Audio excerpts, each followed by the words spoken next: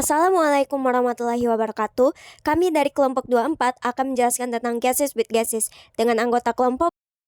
Halo semuanya, kali ini saya akan menjelaskan tentang gas mixers. Jadi, campuran gas itu seringkali diaplikasikan dalam banyak industri. Banyak campuran gas yang tersedia dalam bentuk premix atau dalam bentuk yang sudah siap pakai.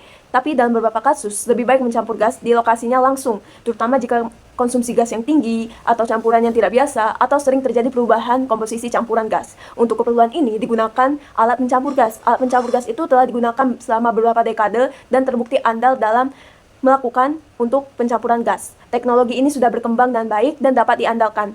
Dan alat pencampur gas mempunyai jenisnya masing-masing, tergantung pada kebutuhan, seperti dari katup pencampur mekanis, pengontrol aliran massa, dan juga itu alat pencampur gas portable kecil hingga sistem pencampur gas skala besar yang kompleks. Di sini saya Agriadi Tamarani akan melanjutkan penjelasan tentang gases with gases. Selanjutnya di sini ada desain dan komponen mixing tank untuk gases with gases. Yang pertama itu ada tangki atau ruang pencampuran, yang kedua itu adalah sistem injeksi atau nozzle, yang ketiga itu adalah static mixer atau dynamic mixer, yang keempat itu adalah sensor dan kontrol sistem. Selanjutnya ada parameter penting dalam mixing gases with gases. Yang pertama itu adalah laju alir gas atau flow rate, yang kedua itu adalah tekanan dan temperatur operasi, yang ketiga itu adalah jenis gas dan sifat fisiknya, dan yang keempat itu adalah waktu tinggal atau residence time, dan yang kelima itu adalah efisiensi energi. Lanjut, ada jenis mixing tank untuk gases with gases. Yang pertama itu adalah constant flow gases mixer, yang mana ini digunakan aliran dengan laju tetap atau menciptakan pencampuran yang stabil, cocok untuk aplikasi yang membutuhkan komposisi gas yang konstan, dan juga digunakan dalam industri gas medis dan pemrosesan gas khusus.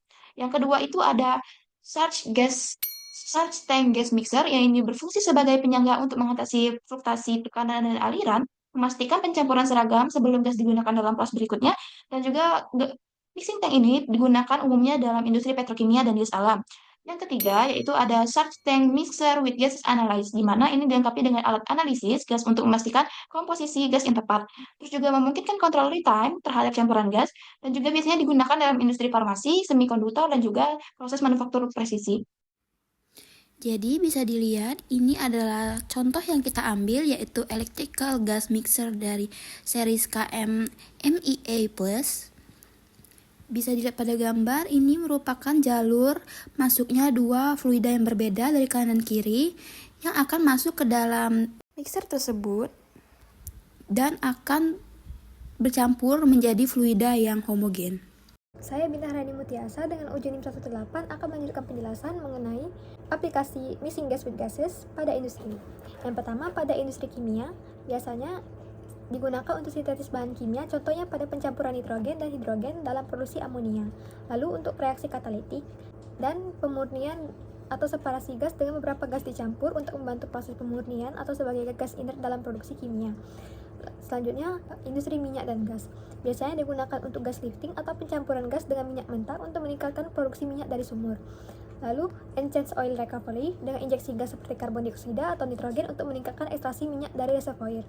Ketiga, ada industri makanan dan minuman. Biasanya mixing gas digunakan dalam pengemasan dan pemrosesan makanan, contohnya pada modified atmosphere packaging dengan campuran gas seperti karbon dioksida, nitrogen, dan oksigen digunakan untuk memperpanjang umur simpan makanan.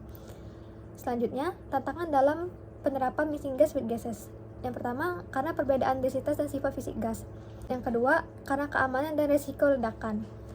Beberapa campuran dapat bersifat eksplosif atau beracun, misalnya campuran hidrogen dan oksigen. Jadi, pengendalian tekanan dan suhu dapat mencegah kebocoran atau reaksi yang tidak terkendali. Baiklah, di sini saya akan melanjutkan yaitu ke stadi ke-1, di mana stadi ke-1 ini adalah pencampuran amonia dan udara untuk pembakaran amonia. Bisa dibaca sendiri studi kasusnya, yang dimana diketahui bahwa kecepatan aliran volumetrik V sama dengan 2400 ppm dengan menggunakan dua baris start NT atau sama dengan 2 dengan konfigurasi L per D sama dengan 1 untuk mixer dan X per D-nya sama dengan 4 untuk tailpipe-nya. Nah, yang ditanya itu adalah apakah di sini memenuhi kriteria pencampuran atau koefisien variasinya itu kurang lebih dari sama dengan 0,04 dan berapa tekanan jatuh atau delta P akibat pencampuran. Nah, yang pertama kita cari tahu dulu COV-nya, yaitu dari persamaan COV dengan COV akhir sama dengan COV awal dikali NE dibagi NE per 1. Nah, diketahui dari tabel COV awal adalah 0,5 dan NE-nya sama dengan 2. Maka COV akhir sama dengan 0,5 dikali dengan 2 dibagi 2 ditambah 1. Jadi didapatkanlah 0,008.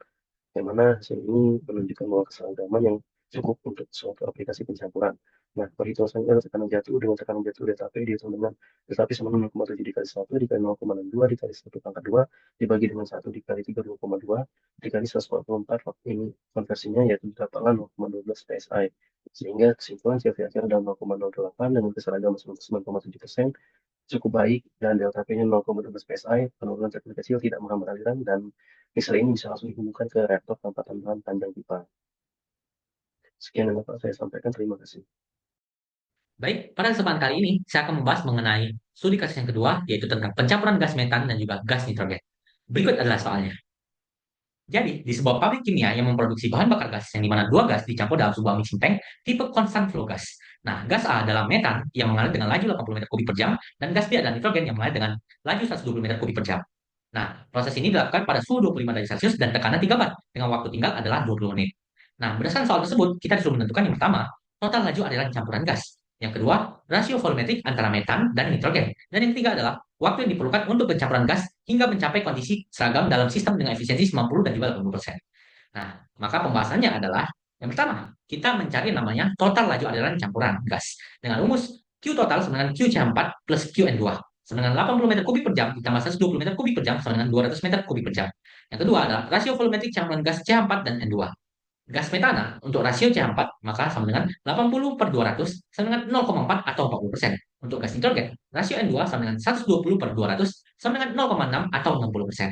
Dan yang terakhir adalah waktu pencampuran dengan efisiensi agitasi 80 dan 90%. Untuk efisiensi 80%, maka rumusnya adalah waktu tinggal per efisiensi agitasi sama dengan 20 per 0,8 sama dengan 25 menit. Dan untuk efisiensi 90% sama dengan waktu tinggal per efisiensi agitasi sama dengan 20 per 0,9 sama dengan 22,22 menit. Mungkin sekian yang dapat saya sampaikan mengenai studi kasus yang kedua. Saya harap teman-teman dapat menangkapnya. Sekian dan terima kasih.